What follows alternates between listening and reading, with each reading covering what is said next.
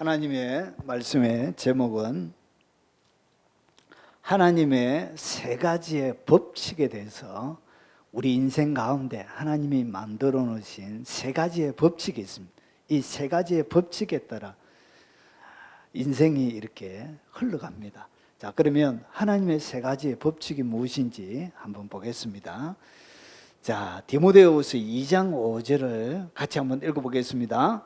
경계하는 자가 법대로 경계하지 아니하면 승리자의 관을 얻지 못할 것이며, 오늘 여기에 보면 여기서 경계하는 자는 믿음의 여정을 달려가는 그리스도인들의 삶을 얘기합니다. 그런데 여기에는 뭐가 있냐? 경계하는 자가 법대로 경계하지 아니하면 승리자의 관을 얻지 못할 것이요. 오늘 여기서 하나님이 뭘 있냐? 뭘 정해놓냐? 법을 정해놓은 거예요. 그러니까 경계하는 자가 믿음의 여정을 잘 달려가기 위해서 하나님이 정해놓은 법대로 경계를 해야 되는 거예요. 그래야 면류관을 받을 수 있다는 것이죠. 자, 그러면 바로 들어가겠습니다. 경계에서 우승을 하기 위해 반드시 지켜야 하는 것이 있습니다. 이런 모든 스포츠 경기에도 마찬가지인 것처럼 인생에도 똑같이 되어져 있습니다. 자, 뭐가 지켜야 되죠? 법대로 경계해야 되는 거예요. 달리기를 하는데 400m 달리기를 하는데 트랙을 한 바퀴 돌아야 400m입니다. 자, 그러면 운동장 한 바퀴를 돌아오면 400m인데 운동장 한 바퀴를 안 돌고 한 사람은 반 딱 가로질러서 딱 오게 되면 200m만 해가지고 달릴 수 있죠. 이것은 운동 경기에 정한 법이 아닌 거예요. 그와 똑같이 영적인 세계 속에도 뭐가 있냐? 하나님이 인생 가운데 세 가지 정해놓은 법이 있습니다. 자, 그 법이 무엇인지 한번 살펴보겠습니다. 자, 하나님께서 승리자의 관이나, 그러니까 승리하는 승리자의 관이나 이 땅 가운데 천국에서만 얘기하는 거 아니고 이 땅에서도 열매를 맺는 걸 얘기합니다. 그래서 승리자의 관, 그리고 마지막 천국에서 맺히는 열매뿐만 아니라 이 땅에서도 열매가 맺히는데, 자, 열매를 위해서 정해놓으신 하나님의 세 가지 법칙이 있습니다. 자, 그것이 뭐냐? 첫 번째 제1법칙은 죽어야 살게 됩니다. 하나님이 우리 가운데 믿음의 경주를 하고 승리자의 관을 얻으려고 하면 뭘 반드시 해야 되냐? 죽어야만이 살게 되는, 이런 것이 하나님이 만들어 놓으신 법입니다. 자, 그래서 로마서 6장 8절에 보면 만일 우리가 그리스도와 함께 죽었으면 또한 그와 함께 살 줄 믿노니, 이것은 부활 때를 얘기하는 것입니다. 자, 그래서 예수님과 함께 우리가 죽었다면 그와 함께 반드시 살게 된다는 것이죠. 그래서 뭐가 되어져야 된다고요? 주님과 함께 죽은 자만이 다시금 주님과 함께 살 수 있다는 것이죠. 그러니까 주님과 함께 죽지 않는 자는 함께 뭐 할 수 없다고요? 살 수 없다는 것이죠. 이것이 하나님이 정해놓으신 믿음의 법칙이에요. 이것이 영적 세계에 하나님이 만들어 오신 법칙이에요. 자, 그러면 뭐가 죽어야 되느냐? 여러분, 요한복음 12장 24절에 내가 진실로 너희에게 이르노니 한 알의 밀이 땅에 떨어져 죽지 아니하면 한 알 그대로 있고 죽으면 많은 열매를 맺느니라. 그러니까 밀이 열매를 맺기 위해서는 땅속에 들어가서 죽어야만이 열매가 자라는 것과 똑같이 이렇게 되어져 있는 것입니다. 그래서 여기서 이야기하는 이 한 알의 밀은 예수님을 얘기합니다. 결국은 예수님이 죽었기 때문에 수많은 사람들에게 구원의 은총이 다다르게 되어진 것이죠. 죽었기 때문에 뭐가 있느냐? 부활을 경험할 수가 있게 되는 거예요. 그와 똑같이 한 알의 밀알이 땅에 떨어져 죽지 아니하면 한 알 그대로 있고 죽어야 많은 열매를 맺는다는 거죠. 그래서 이 땅 가운데 내가 나의 삶들 가운데 많은 열매를 맺으려고 하면 반드시 뭘 경험해야 된다고요? 죽음을 경험해야 돼요. 죽어야 열매를 맺히는 것이죠. 마치 밀이 예수님이 그랬던 것처럼 내 삶이 내가 죽어야만이 많은 열매를 맺게 하나님이 이렇게 인생을 법칙으로 만들어 놨습니다. 자, 그러면 오늘 여기서 죽어야 많은 열매를 맺는데 뭐가 죽어야 되느냐? 예수님께서 마태복음 16장 24절에 보면 이에 예수께서 제자들에게 이르시되 누구든지 나를 따라오려거든. 그러니까 주님을 따라가려고 하면 누구든지 따라갈 수 있습니다. 여기는 남자든 여자든 나이가 많든 적든 많이 배웠든 적게 배웠든 누구든지 상관이 없긴 한데 주님을 따라가는 것은 모든 사람들에게 하나님이 주신 특권입니다. 누구든지 따라가도 되는데, 그런데 누구든지 따라오려거든 반드시 뭐 했냐? 자기를 뭐하고? 부인하고. 오늘 여기서 죽는다는 얘기는 뭐냐? 결국은 자기를 부인하는 것이 뭐냐? 그것이 바로 죽는다는 의미입니다. 주님을 누구든지 따라갈 수 있지만 주님을 따라가는 자는 반드시 무엇을 해야 되냐? 자기를 부인하고 그 다음에 자기 십자가를 지고 나를 따를 것입니다. 십자가를 지고, 그래서 십자가를 지고 가서 예수님께서 여러분 골고다에서 뭐 하셨죠? 그 지고 갔던 그 십자가에 못 박혀서 죽는 거예요. 자, 그러면 자기를 부인하고 그리고 자기가 못 박히는 이 십자가 못 박혀야 되는 그것이 뭐냐? 여러분 갈라디아서 5장 24절에 그리스도의 예수의 사람들은 육체와 함께, 그러니까 여기서 자기를 부인한다는 얘기는 결국 뭘 얘기하나? 자기의 육체적인 삶을 부인하는 거예요. 그러면서 좀 더 소개합니다. 육체와 함께 뭘 죽여야 되냐? 자기의 십자가를 자기가 지고 가서 그 십자가에 무엇을 못 박아야 되느냐? 정욕과 탐심을 십자가에 못 박았느니라. 그러니까 자기가 죽는데 십자가에 못 박히는 것은 뭘 얘기하냐? 죽는 것을 얘기합니다. 십자가에 못 박혀서 예수님이 죽는 것처럼 십자가는 자기의 죽음을 얘기합니다. 그런데 뭐가 죽어야 된다고요? 정욕. 자기의 정욕과 탐심이 십자가에 못을 박아야 되는 거예요. 그래서 이 정욕과 탐심이 죽어야만이, 이 죽은 사람만이 뭐 할 수 있다고요? 많은 열매를, 승리자의 관을 얻을 수가 있게 되는 것이죠. 결국은 자기가 살아있는 사람은 어떠한 영적인 열매 그리고 어떠한 승리의 관도 쓸 수가 없습니다. 왜냐하면 육체와 함께 정욕과 탐심의 종로로 타기 때문에 그에게는 열매가, 영적인 열매가 맺혀줄 수가 없는 거예요. 그래서 하나님이 정하신 첫 번째 법칙이 뭐냐? 죽어야만이 사는 거예요. 사람이 죽지는 못하는 거예요. 자기의 육체적인 소욕, 누가 기도 부탁한다고 해서 기도가 다 되는 게 아니에요. 자기의 욕심을 기도 부탁하면 기도하다 보면 주님이 하지 마라 그래요. 하지 마 그런 기도.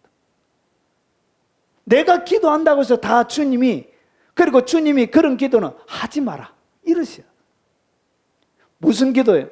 정욕과 탐심을 구하는 기도는 주님이 하지 말아요. 누가 중보기도 부탁해도 하지 말아요. 그런 기도. 그것은 주님이 원하는 것이 아니에요. 주님이 뭘 하기를 원하신다고요? 자기가 죽기를 원하는 거예요. 자기를 완전히 부인하기를 원하는 거예요. 단순하게 주님이 종처럼 부려가지고 마음대로 됐고 하려고 하는 것이 아니고 많은 열매를 주기 위해서 그런 거예요. 그래서 누가복음 10장 33절에 무릇 자기 목숨을 보존하고자 하는 자는, 자기의 목숨을 보존한다는 얘기는 뭐냐면 육체를 보존하는 걸 얘기해요. 오늘 여기서 이 육체의 목숨은 뭘 얘기하냐? 육체의 목숨을 얘기하는 거예요. 육체의 목숨. 결국은 그 육체의 목숨을 지키기 위하여 뭘 자기가 보호를 하느냐? 자기의 정욕과 탐심을 계속적으로 유지를 하는 거예요. 그래서 목숨을 보존하고자 하는 자는 육체를 얘기하는 것입니다. 자, 이럴 것이야. 그러니까 자기의 육체의 뭔가를 위해서 보존하려고 하는 사람은 이럴 것이요. 잃는 자는 육체의 목숨, 자기의 육체의 소욕과 탐심을 죽이는 자는, 잃는 자는 살게 된다는 것이죠. 자, 그러면 죽어야 살게 돼. 이게 첫 번째 하나님이 정하신 법칙이에요. 교회 다니면서 왜 열매가 안 맺히느냐? 왜 승리자의 관을 서지 못하느냐? 안 죽어서 그래요. 자기를 부인하지 않기 때문에 여러분 주님을 따라갈 수 있는 자격이 안 되는 거예요. 그 사람은 주님을 따라가는 사람이 아니에요. 자, 그러면 죽어야 되는데 사람이 어떻게 죽느냐? 나의 육체적인 이 육체의 소욕이 주님 앞에 내가 어떻게 죽을 수 있느냐? 이는 첫 번째, 자는 어떻게 죽게 되느냐? 여러분, 말씀의 찔림을 받아야 죽어요. 여러분, 칼로 찔러야 사람이 죽잖아요. 육체를 칼로 찌르는 것처럼 나의 영과 혼과 육과 관절을 어떻게? 말씀의 칼로 쏙 찔러줘야 돼. 그래서 찔러줘야, 칼 맞아야 죽게 되는 거예요. 칼을 맞아야 돼. 영적인 칼을 맞아야 죽게 되는 거예요. 그래서 보십시오. 이 칼을 맞는다는 것을 성경은 뭐라 그러냐? 책망이라 그래요. 책망. 영적인 칼 맞았다. 뭘 맞았다고요? 책망을 맞았다, 그 말입니다. 책망이 왜 중요하냐? 보십시오. 책망을 받는 모든 것은 빛으로 말미암아 드러나나니, 드러나는 것은 드러나는 것마다 빛이 되느니라. 여러분, 책망을 받기 전의 상태는 어둠이에요. 어둠인데 책망을 딱 알게 되어지면 주님의 이 칼은, 여러분, 어둠을 가르는 칼이에요. 어둠을 가르는 칼은 뭐가 어둠을 가르죠? 빛이 어둠을 가르는 거예요. 깜깜한데 이 어둠을 잘라내는 것은, 여러분, 깜깜한 방에 문을 조금 열면 빛이 쫙 들어오면서 어둠을 어떻게? 홍해처럼 갈라버리죠.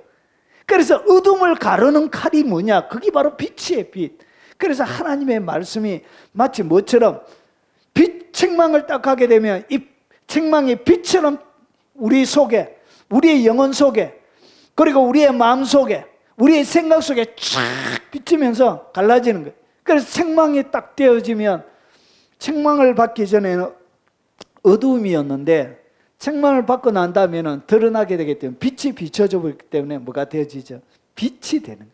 결국은 주님이 무엇을 통해서, 책망은 결국은 여러분의 어두움을 빛으로 만드는 하나님의 방법이에요. 그래서 칼이 필요한 거예요. 칼.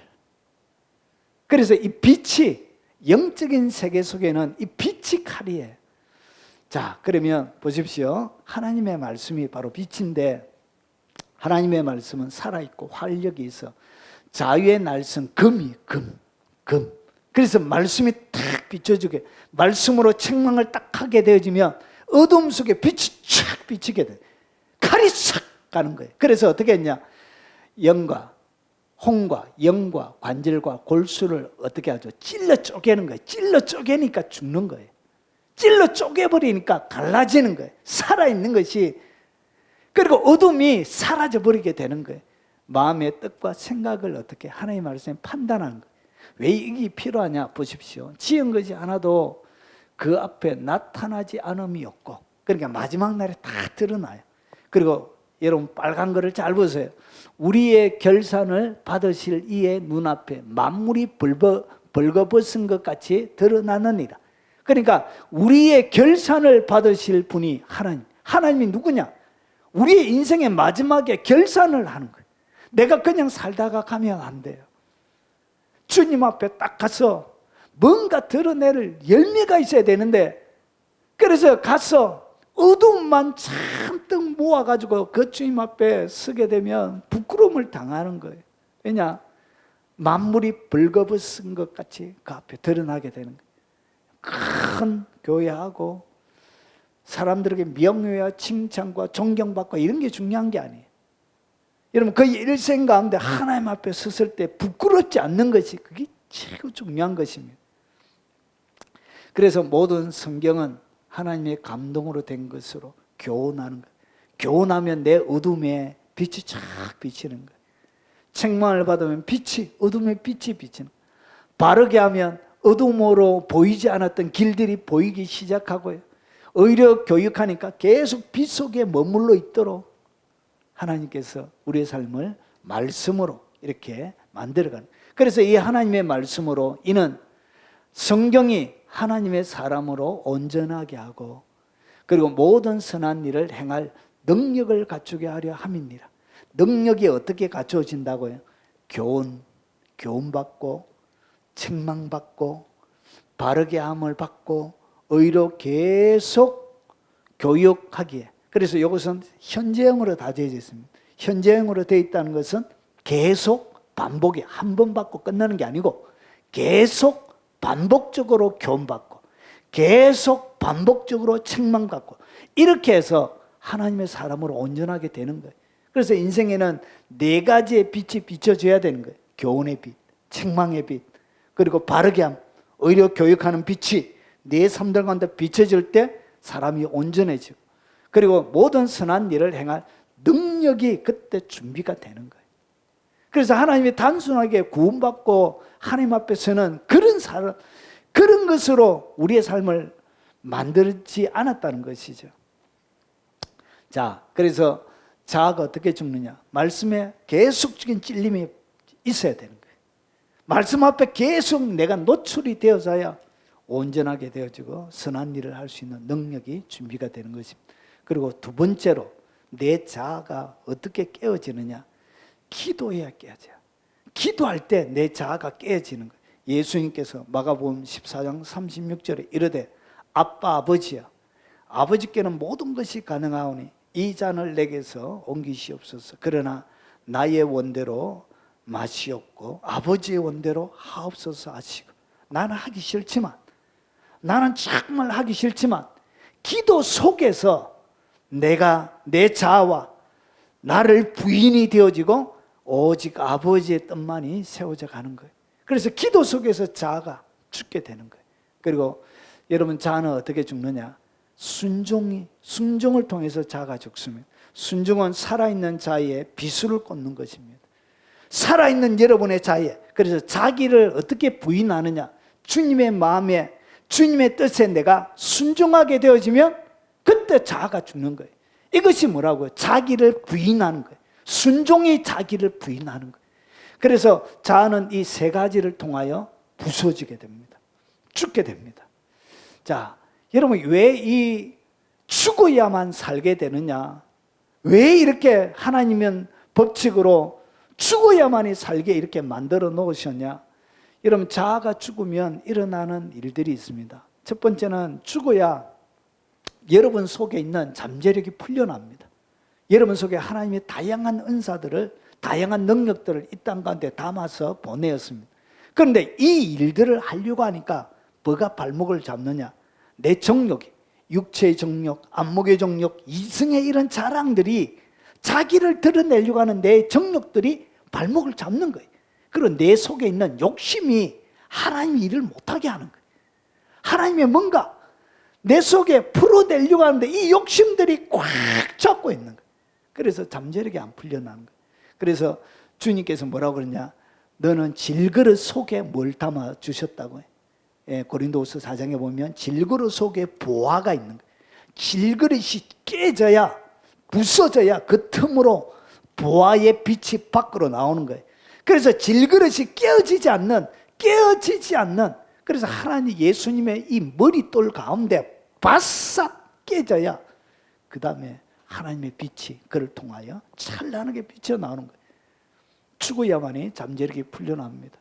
죽어야 성령이 흘러가요. 죽은 사람을 통해서, 자아가 죽은 사람을 통해서 순수하고 깨끗한 성령의 강물이 흘러가게 됩니다. 기름 부음이 계속 죽어야 이 질그릇이 딱 이렇게 고정적으로 틈이 안 나, 깨어진 질그릇이 안 되어지면 그 틈이 없기 때문에 기름 부음이 들어가지는 못해요. 깨져야만이, 부서져야만이 뭐가 들어가냐? 하늘에부터 내리는 성령의 기름 부음이 그의 삶들 가운데 침투가 일어나는 거예요. 보화가 깨어져야, 질그릇이 깨어져야 안에 있는 빛이 밖으로 나가고, 깨어진 그 틈을 통하여 성령의 기름 부음이 부어지게 되는 것입니다. 죽어야 하나님이 귀하게 여기시고 사용합니다. 죽지 않는 사람들은 주님이 사용 못해요. 욕심이 꽉 있는 사람들은 주님이 뭔가 이 아프리카에 뭔 일을 하려고 하는데 욕심이 꽉 있으니까 얘들아 아프리카에 좀 흘려보내라면 안 돼요. 못해요. 그런 말 하지 마세요. 그럼 나 교회 안 다닐 거예요. 이렇게. 그런 사람들은 주님이 쓸 수가 없는 거예요. 자, 그래서 하나님이 죽어야 귀하게 여기고 주님이 사용할 수 있게 되는 거예요. 그리고 죽어야 여러분에게 주셨던 하나님이 사람마다 예언들이 있을 거예요. 그런데 왜 하나님이 큰 예언을 어떤 큰 사역자를 통해서 예언을 받았는데 그 예언이 왜 안 이루어지느냐? 안 이루어지는 이유는 안 죽었기 때문에 그래요. 예언을 받았다고 무조건 다 이루어지는 게 아니에요. 여러분, 여로보암이 북이스라엘의 열지파를 하는, 그리고 다윗과 같은 그런 왕으로 세워주려고 하나님이 예언을 해주셨는데 여로보암이 뭐하죠? 우상을 세워서 결국은 범죄자가 되어지죠. 하나님이 예언을 주셨다고 해서 그게 다 이루어지는 게 아니에요. 이 예언이 맹세로 어떻게 바뀌냐? 자아가 죽을 때, 죽은 사람을 통하여 이 하나님이 주셨던 예언이 맹세로 바뀌어지는 거예요. 안 죽었기 때문에 예언이 안 일어나는 것입니다. 죽어야 자아로부터 여러분이 자유롭게 됩니다. 자유롭게 주님을 섬겨갈 수 있습니다. 주님이 하시길 원하시는 그것을 100% 해드릴 수 있습니다. 자기의 고집, 자기의 자아가 죽지 않는 사람들은 주님이 쓸 수가 없어요. 결국은 그 자아 속에 주님이 하시는 일을 방해하는 방해꾼이 돼요. 주님이 하라고 하는데도 자기의 고집 때문에 일이 진행이 안 되는 거예요. 자, 그러면 내가 죽었다는 것을 어떻게 하냐? 자아가 죽은 자의 7가지의 특징이 있습니다. 첫 번째는 개인적인 야망이 없어져요. 자아가 죽은 사람은 자기의 야망이 없어요. 자기 이름을 드러내고 자기를 높이고 자기를 자랑하고 이런 데 대하여 관심이 없어져요. 이것이 자기가 죽은 사람이에요. 자, 그리고 다른 사람을 치료하고 세워주는 데 관심이 있습니다. 자기의 왕국, 자기의 뭔가를 세우기 위하여 그런 데 관심이 없어요. 다른 사람을 치료해주고 세워주는 데 관심이 있습니다. 타인을 향한 분노와 비난이 없어요.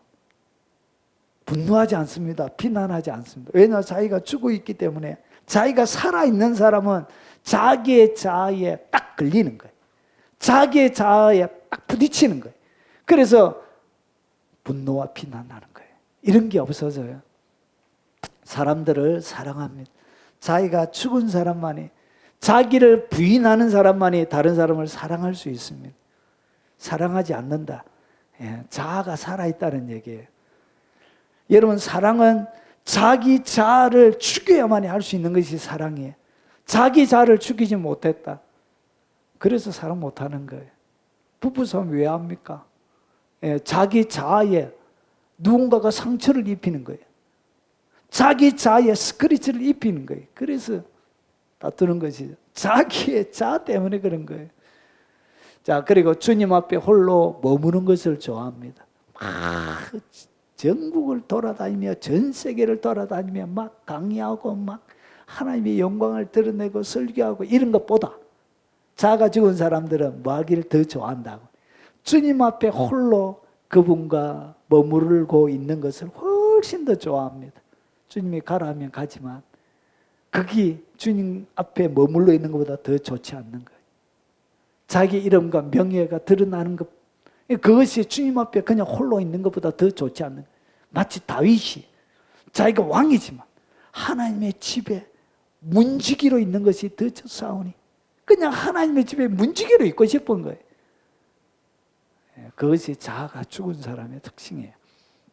시기하지 않고 영광을 나눠주기를 좋아합니다.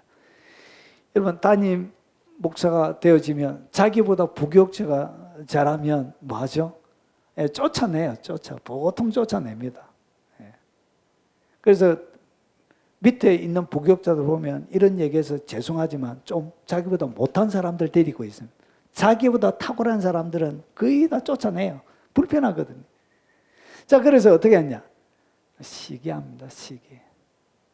그리고 영광을 나눠주기를 더 좋아합니다. 그런 탁월한 사역자가 있으면 더 좋지요. 교회가 훨씬 유익하잖아요. 성도들에게도 덕이 되잖아요. 훨씬 좋은데 뭐 하지 않는다고요. 시기합니다. 그리고 영광을 나눠줄 수가 없어요.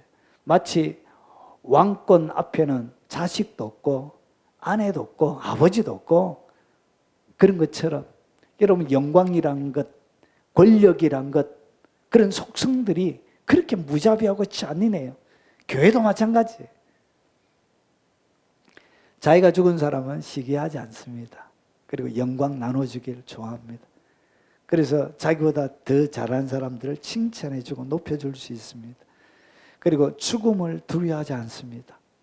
죽음 앞에 당당합니다. 이미 자기가 죽었기 때문에 죽고 사는 문제에 대하여 초월하게 되는 거예요. 자, 정리하면 첫 번째 법칙은 뭐냐? 죽어야 살게 됩니다.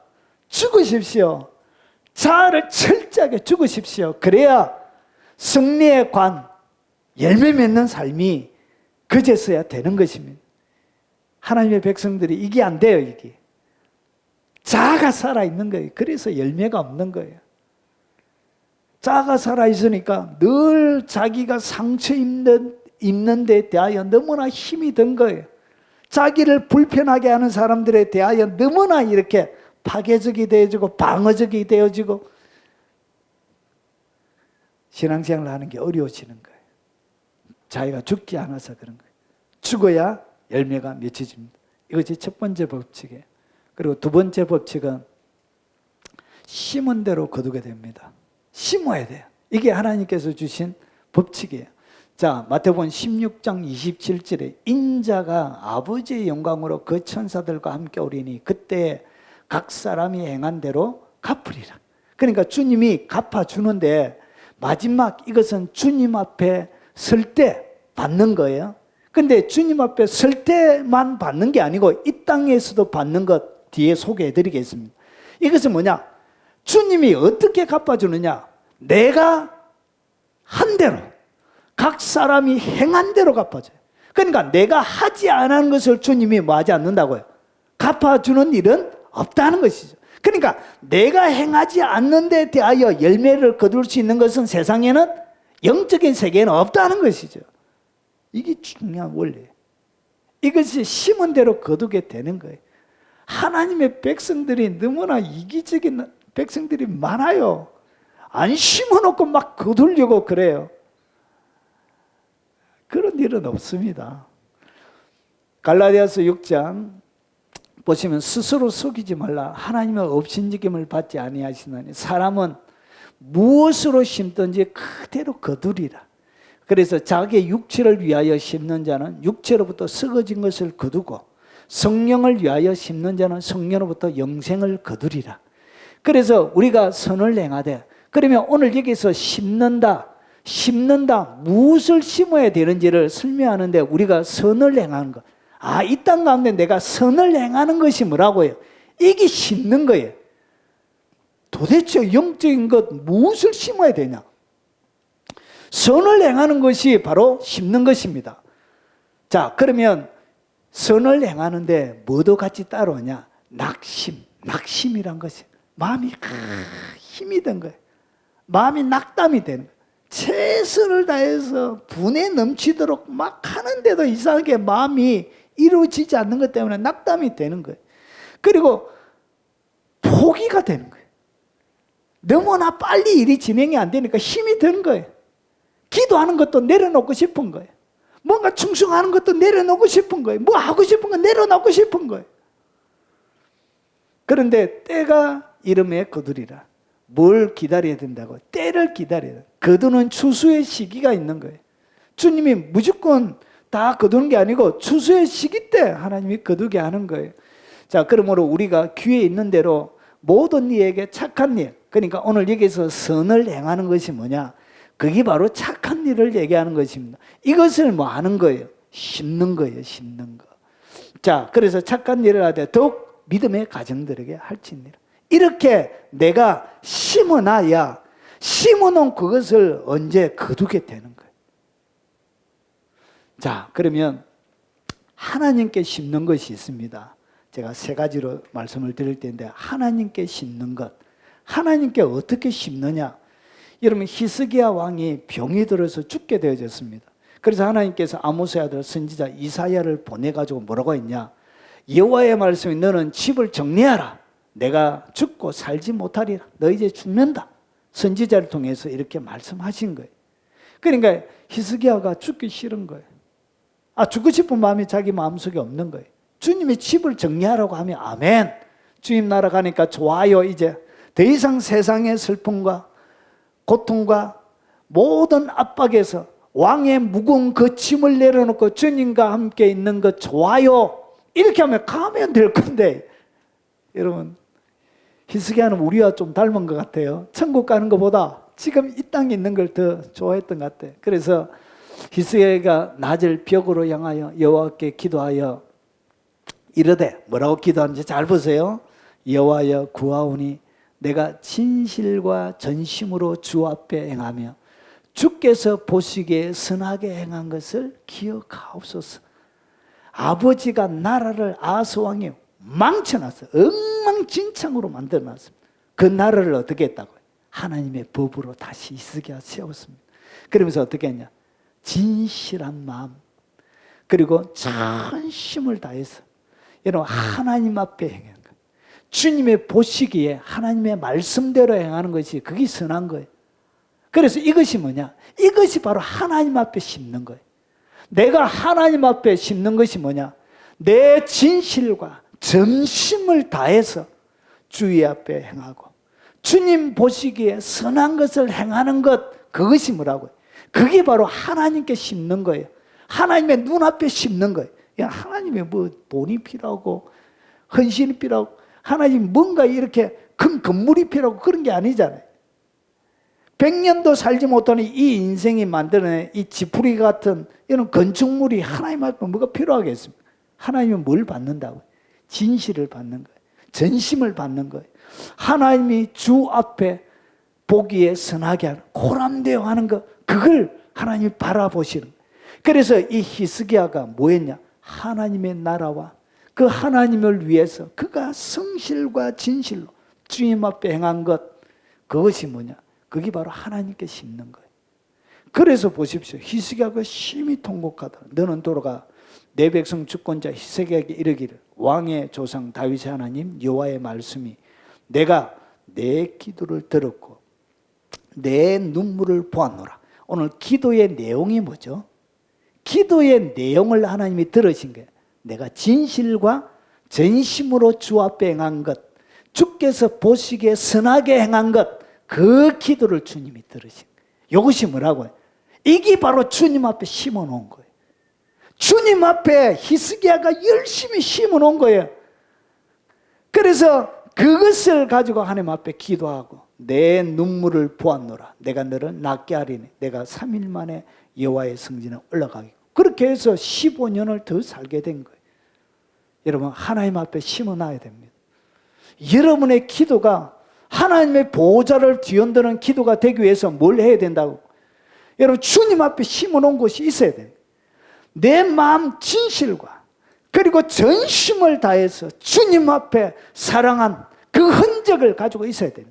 여러분의 육체, 여러분의 마음에, 여러분의 삶에 주님을 사랑한 흔적을 가지고 있어야 돼요. 그것이 뭐라고요? 그것이 하나님께 심는 거예요.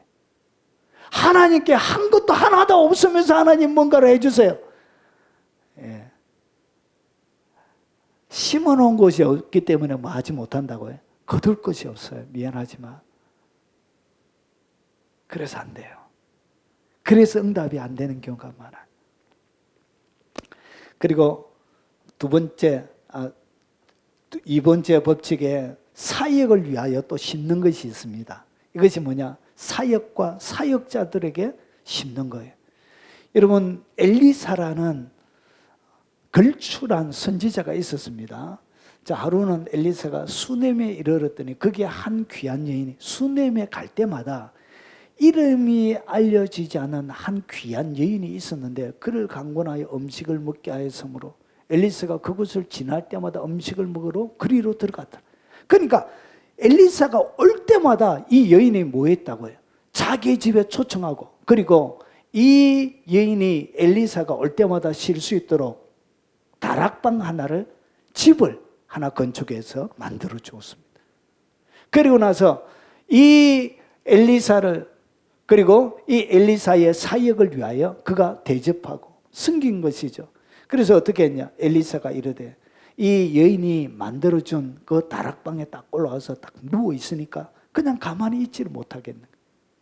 그래서 이 여인에게 뭐 해줄 것이 없는가? 이런 마음이. 그러니까 주님이 마음을 주신 것이죠. 엘리사가 이렇게 했겠죠. 주님이 그 마음에 이 여인이 하나님의 사람, 그리고 하나님의 사익을 위하여 심은 것, 그것 때문에 엘리사의 마음 속에, 생각 속에 집어넣어 주신 것이죠. 그래서 어떻게 했냐? 엘리사가 이르되 한 해가 지날, 그래서 물어보니까 이 경건하고 신실한 여인에게는 아들이 없었던 거예요. 나이는 점점 들어가고, 나이가 많은 여인인데 아들이 없는 거예요. 여러분, 그 시대에 아들이 없는 것은 저주입니다. 저주. 자녀는 하나님의 장사의 수중에 있는 화살이래. 시편 128편에 보면 장사의 자녀들은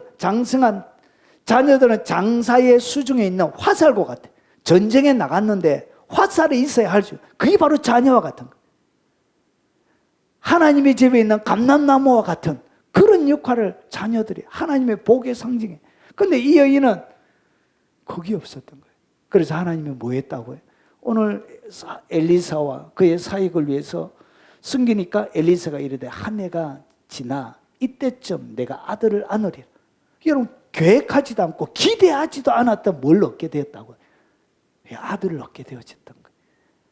그의 마음속에 수곤이고 평생의 소원이지만 불임으로 아들을 갖게 될 것이라고 하면 자기는 생각도 못했던 거예요. 그 시대 의수로는 불가능한 일이에요.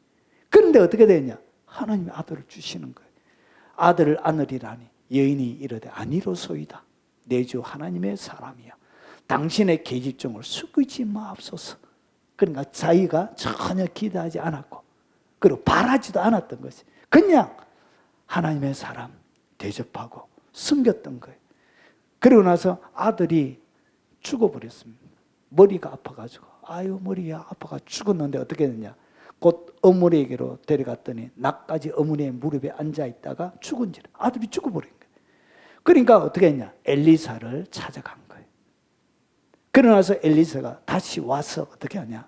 엘리사가 게하시를 불러 저 수넴 여인을 불러오라 하니 곧 부르며 여인이 들어가니 엘리사가 이르되 내 아들을 데리고 가라 하니라. 죽었던 아들을 다시 얻게 되는 거예요. 여러분, 이것이 어떻게 되어졌죠? 순수하게 아무것도 바라거나 기대하지 않고 하나님의 사역 그리고 하나님의 나라를 위하여 수고하는 하나님의 사람과 그 사역을 그가 섬겼던 거예요. 심었던 거예요. 심어서 이건 거두는데 천국에서 거두는 게 아니고 어디에서 거두었다고요? 땅에서 거두어요. 땅에서 거두는 것입니다. 히스기야도 어디에서 거두어요? 천국에 가서는 천국에 가서 거두는 것이고 땅에서 히스기야가 생명을 15년 동안 연장하게 되는 거예요.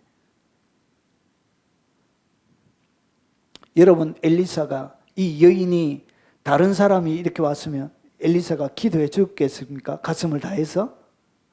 그런 용기가 안 났을 거예요. 여러분, 죽은 사람을 놓고 기도하는 게 쉽습니까? 주님이 기도하러 갈 때 그게 쉽지 않습니다. 그런데 어떻게 하냐? 그는 심어놓은 것이 있는 거예요. 심어놓은 것, 사람 속에 빚진 마음이 있는 거예요. 사역자의 가슴에 뭐가 있다고? 빚진 마음이 있는 거예요. 그러면 사역자 흥금마하게라 이런 얘기 안 해요. 저는 그런 저차원적인 이런 얘기 안 해요. 이런 얘기 하려고 하는 게 아니에요. 원리를 제가 설명을 드리는 거예요. 여러분, 주님을 위하여 뭐 해라? 심어놔야 거두게 돼요. 여러분, 많은 분들이 저에게 기도 요청을 많이 합니다. 기도 요청을 한다고 해서 가슴을 다해서 기도가 되는 게 아니에요. 심어놓은 사람이 기도 부탁할 때 가슴에 뭐가 일어나냐? 스파크가 있대요. 가슴에 불이 튀어요. 불이 튀어. 온 영혼을 다하여 기도하게 돼요. 여러분, 이상하게 제가 속물이라고 이렇게 얘기하지 마세요. 제가 원리를 설명을 드리는 거예요. 원리를. 결국은 많은 사람들이 해도 여러분, 기도하다 보면 어떤 사람이 기도하다 보면 제 마음속에 심은 것이 없구나. 주님을 위하여 심어놓은 것이 하나도 없구나. 그래서 영적인 촉감으로 어렵겠구나 그런 게 느껴질 때가 있습니다. 여러분, 심은 것이 없을 때는 거두지 못해요. 미안하지만. 자, 그리고 사람에게 또 심는 것이 있습니다. 이것이 뭐냐? 가난한 자를 보살피는 자입니다. 제가 2주 전에 설교를 했는데 간단하게 살펴보겠습니다. 가난한 자를 보살피는 이것이 뭐냐? 이게 심는 거예요. 심는 거. 앞에서 선한 일, 착한 일이라 그랬죠. 사람들에게 심는 거예요. 심어놔야 자, 가난한 자를 보살피는 자에게 복이 있으며 재앙의 날에 여호와께서 그를 건져주시는 거예요. 심어놔야 재앙의 날에 여러분이 뭐 하게 된다고요? 거두게 되는 거예요. 그때 보호가 되는 거예요. 결국 내가 이 땅 가운데 가난한 자를 잘 보살피는 것은 결국 내 인생의 보호막을, 여호와의 보호막을 지나는 것과 똑같은 것이 돼요. 자, 여호와께서 그를 지켜 살게 하시리니 그가 이 세상에서 복을 받을 것이라. 주여 그를 그 원수의 뜻에 맡기지 마옵소서. 여호와께서 그를 병상에서 붙드시고 그리고 그가 누워 있을 때마다 그의 병을 고쳐주시나이다. 그러니까 이 땅 가운데 질병에 걸려가지고 막 치유기도를 위해서 막 기도해도 안 되는 사람이 있어요. 왜 안 되냐? 심어놓은 것이 하나도 없는 거예요. 하나도. 주님을 위하여, 하나님의 영광을 위하여. 히스기야처럼 하나님 앞에 심은 어떤지, 하나님의 사역과 영광을 위하여서 심은 어떤지, 그리고 가난한 자를 위하여 심은 어떤지, 심어놔야 치료가 급속하게 일어나는데 아무런 심어놓은 것이 없는 거예요. 그런 사람들은 사실 고침받기가 쉽지가 않습니다. 여러분, 저희의 이야기를 곡해하지 말고 말씀으로만 딱 들으시기 바랍니다. 여러분, 그래서 여러분 제2법칙 심어야 거두게 돼요. 안 심고는 거두게 되는 일이 거의 없습니다. 자, 오늘 이 법칙을 초월하는 마지막 세 번째 법칙이 있습니다. 심고 주님을 위하여 뭐 한 거 하나도 없는데도 거두는 특별한 경우가 딱 하나 있습니다. 자, 그것이 뭐냐? 이 제3법칙이 사실은 최고의 법칙인데 한번 보세요. 이것이 뭐냐? 믿음대로 되는 법칙이에요. 이것이 뭐냐? 오직 은혜로. 내 심어놓은 거 하나도 없어요. 주님을 위하여 하나님께도 한 것 없고 하나님의 사역을 위해서도 한 것 없고 사람을 위해서도 한 것 없고 그냥 욕심 부리면서 이렇게 살아온 거예요. 내 자아와 탐욕을 위해서 막 살아왔던 거예요. 그럼에도 불구하고 고침받는 사람들이 있습니다. 그게 뭐냐? 이게 3법칙 때문에 그래요. 이 3법칙이 뭐냐? 믿음대로 됩니다. 믿음대로. 자, 이런 세 번째 법칙이라도 여러분 믿음이 있으면 되는데 한번 보세요. 믿음은 바라는 것들의 실상이요. 내가 바라면 믿음을 가지고 딱 바라게 되면 그게 실제가 되어져요. 믿음을 가지고 보이지 않는 것들을 내가 기대하게 되지만 그것이 정거로 나타나게 돼요. 그래서 아무 한 것 없이 주님이라 드린 것도 없이 그래도 뭐 할 수 있다고요. 오직 은혜의 법이 딱 하나 있는데 그것이 뭐냐? 그게 믿음의 법이에요. 이게 참, 이게 은혜. 참말로 아무것도 없는데. 그래서 보십시오. 여러분, 마태복음 8장 6절부터 보면 주여 내 하인의 중병으로 집에 누워 몹시 괴로워하나이다. 백부장의 이야기에 내가 가서 고쳐주리라. 그냥 주님을 위하여 뭐 한 것도 없는데 그냥 주님이 가서 고쳐준대요. 백부장이 대답하여 이르되 주여 내 집에 들어오심을 나는 감당하지 못하겠사오니 다만 말씀으로만 하옵소서. 대단한 믿음이죠. 자, 나도 남아의 수하 있는 사람이 내 아래도 군수가 있으니 이들을 가라 하면 가고 저들을 오라 하면 오고 내 정도로 이것을 하라 하면 하나이다. 예수께서 들으시도 놀랍게 주님이 놀라운 거예요. 주님이 놀래 자빠진 거예요. 경상도 말로 놀래 디비진 거예요. 놀래 디비진. 뭐 때문에 주님이 놀래 디비졌다고요? 믿음 때문에. 믿음. 주님을 향한, 주님의 능력을 향한, 주님이 하실 수 있다는 하나님의 대심에 대한 거기에 대하여 믿음, 그 믿음이 주님을 놀라게 하는 거예요. 그래서 이 땅 가운데 한 거 하나도 없어도 믿음의 법칙으로는 뭐 할 수 있다고요? 고침받을 수 있습니다. 기적이 일어날 수 있습니다. 여러분의 삶을 획기적으로 변화시킬 수 있습니다. 자, 놀랍게 무엇으로 주님이 놀랐냐? 큰 믿음으로 놀라. 주님은 믿음에 대하여 놀라워하시는 분이에요. 다른 자들에게 이르되 내가 진실로 너에게 이르노니 이스라엘 중에 아무에게서도 이만한 믿음을 보지 못하였노라. 예수께서 백부장에 이르되 가라 내 믿음대로 될지어다. 하시니 그 즉시 아인이 나니라. 그래서 그의 믿음대로 기적이 일어나는 거예요. 심은 거 없어도, 욕심 뜨득뜨득하게 살아도 이 믿음의 법칙이. 그래서 하나님이 주신 세 번째 법칙이 뭐냐? 믿음대로 됩니다. 믿음의 법칙이 있습니다. 여러분, 소경 바디메오가, 디메오 아이들 맹인 거지 바디메오, 평생 동안 얻어먹고 살았습니다. 남을 위하여 선을 베풀거나 착한 일을 하거나 하나님의 영광의 나라를 위하여 심은 것이나 하나님 자체를 위해서 심은 것 아무것도 없습니다. 그냥 그런 맹인으로 평생 동안 구걸하면서 살았습니다. 예수라는 말을 듣고 소리 질리려되 다윗의 자손 예수여 나를 불쌍히 여기소서. 많은 사람들이 꾸짖었습니다. 잠잠하라! 더 크게 소리 크게 질려 다윗의 자손 예수여 나를 불쌍히 여기소서. 예수께서 머물러 서서 그를 부르라 하시니 그들이 그 맹인을 부르며 이르되 안심하고 일어나라 그가 너를 부르신다. 여러분, 주님은 언제 멈춰 서시느냐? 큰 믿음을 가지고 주님만을 앙망할 때 주님은 가시다가 서십니다. 믿음으로 내가 하나님의 나라의 침노에서 들어가면 주님이 가던 길을 멈춰 서서 그 사람의 소리를 주님이 들으십니다. 이것이 바로 믿음의 법칙이에요.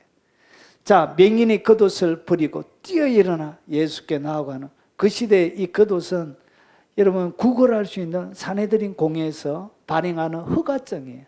허가증이 있어야 구걸할 수 있습니다. 그 시대에 아무나 하지 못해요. 이 겉옷이 있어야 돼요.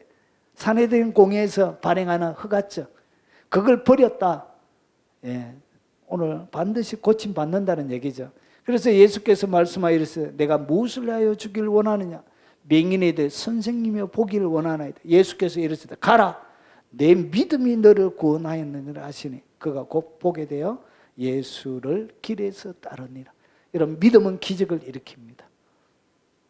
믿음의 기적이, 믿음이 바로 주님을 서시게 만들고 내 인생을 획기적으로 새롭게 만드는 것입니다. 이것이 하나님이 정하신 세 번째 법칙이에요. 하나님의 몇 가지의 법칙이 있다고요. 첫 번째는 죽어야 사는 게, 이게 하나님이 정하신 법칙이고, 두 번째는 심년도로 딱 거두게 돼요. 심은 것이 없어도 그의 삶들 가운데 삶을 변화시킬 수 있는 것은 믿음대로 돼요. 그런데 문제는 뭐냐? 첫 번째, 두 번째가 안 되는 사람들은 세 번째가 잘 안 돼요. 미안하지만 하나님을 향한 그런 마음이 잘 안 생깁니다. 여러분, 믿음의 능력을 누가 부어준다고요? 하나님을 향하여 마음을 가지고 있는 그런 사람들에게 하나님이 부어주세요. 주님을 향하여 열정적으로 그의 삶을 투자하고 심는 자들에게 하나님이 큰 믿음을 부어주세요. 이것은 아주 특별한 경우예요. 그래서 이것을 일반화시키면 안 돼요. 여러분, 인생의 마지막에 이렇게 하나님만을 갈망하고 찾고 구하는 것이 쉽지가 않습니다. 왜 그러냐? 환경에 정복되어져요. 눈에 보이는 현상에 잠식이 되어져요. 눈에 보이는 상황에 완전히 매몰되어져요. 그래서 믿음으로 반응 보이기가 쉽지가 않습니다. 이건 아주 특별한 거예요. 아주 특별한 거예요. 이것은 일반적인 경우가 아니에요. 그래서 이 3분의 믿음의 법칙은 누구에게나 허락되어지는 것은 아니에요. 자, 이것이 제가 세 번째 하나님이 정하신 세 가지의 법칙입니다. 여러분, 일생 동안 이 세 가지의 하나님이 행하시는 놀라운 법칙을 통해서 여러분 이 땅 가운데서도 하나님의 풍요를 누리고, 그리고 천국에 가서도 하나님이 주시는 상급으로 여러분의 삶이 보배롭고 빼어나고 충만해지기를 주의 이름으로 축원합니다. 오늘 영상을 듣는 여러분들에게도 이 말씀이 여러분의 말씀이 되시기를 주의 이름으로 축원합니다.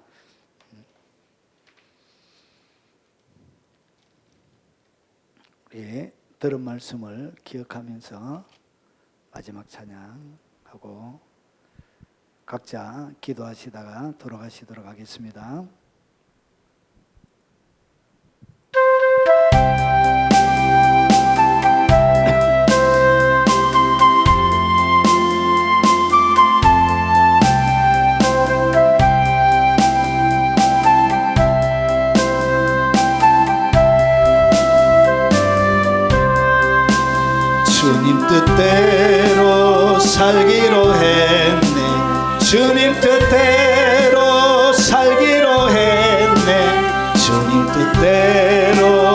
살기로 했네. 뒤돌아서지 않겠네. 이 세상 사람 날 몰라줘도, 이 세상 사람 날 몰라줘도, 이 세상 사람 날 몰라줘도 뒤돌아서지 않겠네. 세상 등지고 십자가 보내, 세상 등지고 십자가 보내, 세상 등지고 십자가 보내. 뒤돌아서지 않겠네. 주님 뜻대로 살기로 했네. 주님 뜻대로 살기로 했네. 주님 뜻대로 살기로 했네. 뒤돌아서지 않겠네. 날 몰라줘도, 이 세상 사람 날 몰라줘도, 이 세상 사람 날 몰라줘도 뒤돌아서지 않겠네. 세상 등지고 십자가 보내, 세상 등지고 십자가 보내, 세상 등지고 십자가 보내. 뒤돌아서지 않겠네. 오늘 들은 말씀을 기억하며 우리 동선 한번 기도하도록 하겠습니다. 자비하신 아버지 감사합니다. 오늘 거룩한 하나님의 말씀을 들었습니다. 하나님의 말씀이 나의 삶들 가운데 촉촉하게 아버지 충만하게 머물러 있게 하시고 평생 동안 아버지 믿음으로 살아가게 하시고